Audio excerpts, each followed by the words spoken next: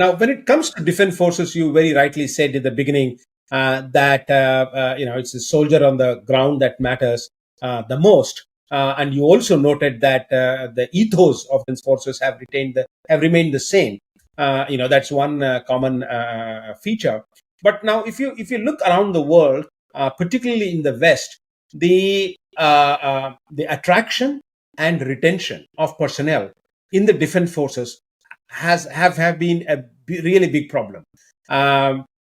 People really do not see working in the army or defense forces as a coveted career anymore. So attracting is a problem, and retention is another problem. So we've also read that in India, as far as NDA is concerned, there has been problem in terms of recruiting officers for the National Defense Academy. So how do you see that generational change in terms of seeing defense forces as a career? So when I come from a military family. My father was also in the army, so for us there was not much option. We had seen it, and so we were quite happy to follow in our parents' footsteps. But I remember at that time, the conversation used to be, look, either you become an engineer, or you become a doctor, or you join the government service. These were the three broad options given to people when they would graduate out of school and college. Today, many, many more options in terms of job opportunities are available to people, and a lot of them are opting for it. So what you said is right. There is a bit of an issue with regard to attracting the right kind of talent into the military. So various steps are being done, and I think we've opened it up now also to women, which to some extent is going to overcome this problem. So while the problem of attracting talent remains, I think retention is not an issue. You really don't see people who have joined the services. You don't see a very large number of them wanting to leave. It's a good life. It's an attractive life. Lots of positives about comradeship, brotherhood. Even facilities are good. So in fact, we have a short service commission, but a lot of people who are in short service actually don't want to leave and say, give us permanent commission. We saw that even among the women officers, went to the Supreme Court that why are women officers being only taken for short service, and that we want permanent retention in the military. So yes, as I said, attracting talent is a bit of a challenge, but retention is not. There are not too many people who want to leave once they've seen the military life.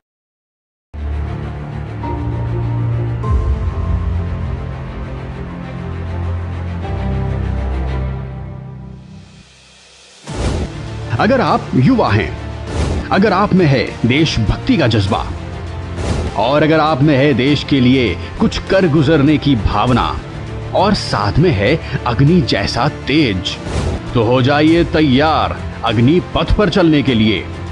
Agnipath बन सकता है आपके लिए अवसर पथ। आप बन सकते हैं Agniveer.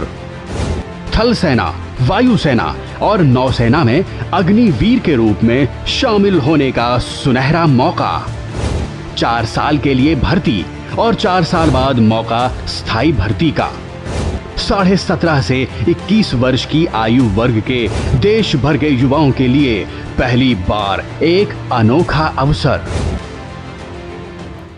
When we talk about recruitment, that's quite different. The lower level as compared to the higher level.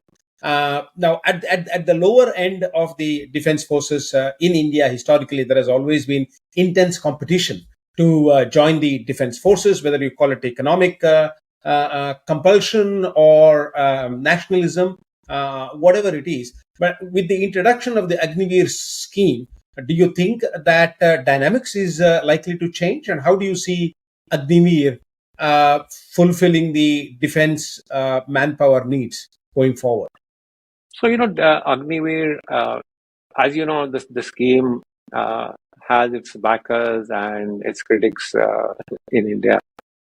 There are two views towards the other. I don't want to get involved in that debate, but just in terms of what you're saying. So there would be thousands and thousands of people who would turn up for rallies, and they saw the military as a very sort of respectable job, respectable not only in that they were joining and putting on the uniform, but also the kind of respect that they would get when they go back to their villages, etc.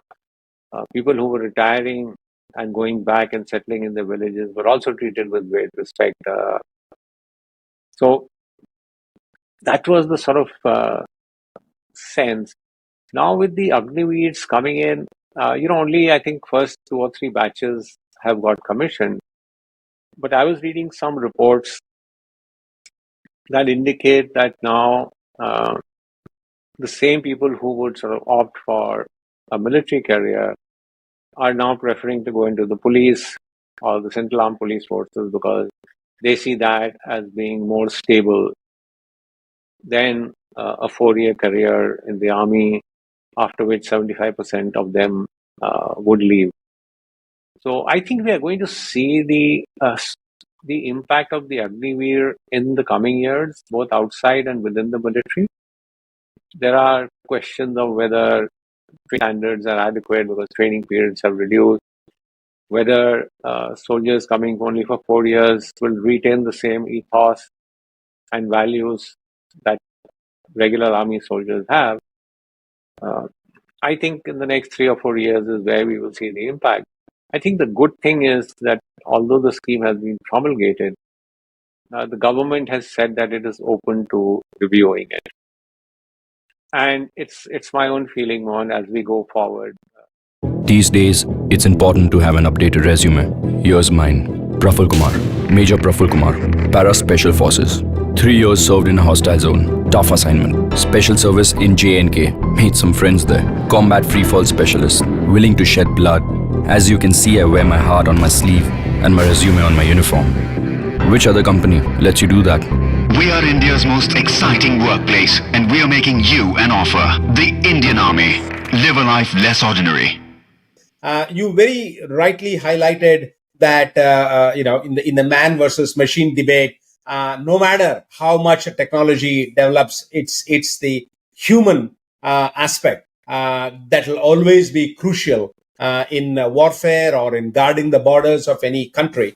Now, my question is, when we look at the multi-generational workforce today, even from the corporate perspective, we say that the younger generation is not as passionate. There is no fire in the belly. I worked in the IT sector. I've seen in the 80s and 90s the kind of effort that India put in to make its mark in the IT services. But when you see the current generation of IT workforce, one would think, well, they're not as passionate, they're not as committed, and so on. So when we look at this multi-generational workforce, do you see that kind of a difference in the armed forces personnel, sir? That's a very interesting perspective to look at. Generations will always differ. The chemistry of demonstration of generations differs. I have had the good fortune of commanding a part of the Army War College in India, where it's called the Junior Command Wing, where officers, 425 officers in 4 batches go through in 1 year. That's almost 1,700 officers in a single year go through the Junior Command Wing, being trained in different aspects of warfare. And that's where you really get a insight into the manner in which the transition of generations is taking.